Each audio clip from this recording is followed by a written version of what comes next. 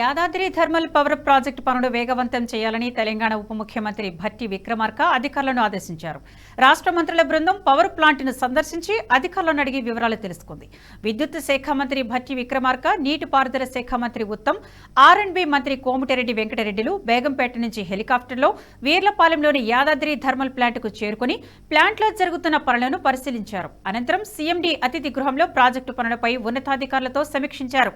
ఈ సందర్భంగా భట్టి విక్రమార్క మాట్లాడుతూ పెండింగ్ ప్రాజెక్టులపై దృష్టి సారించాలని అధికారులకు సూచించారు. ప్రాజెక్టును త్వరగా పూర్తి చేసేందుకు రాష్ట్ర ప్రభుత్వం నుంచి పూర్తి సహకారం ఉంటుందన్నారు. ప్రాజెక్టు పనుల విషయంలో నిర్లక్ష్యంగా వ్యవహరిస్తే ప్రభుత్వ వ్యతిరేక చర్యలను ఉపేక్షించేది లేదని హెచ్చరించారు. మరోవైపు 800 మెగావాట్ల చొప్పున ఉత్పత్తి చేసే 4000 మెగావాట్ల సామర్థ్యం కలిగిన 5 యూనిట్లలో ఈ ఏడాది చివరి నాటికి 2 యూనిట్లను అందుబాటులోకి తెస్తామని జెన్కో సీఎండీ రిజ్వీ ప్రకటించారు.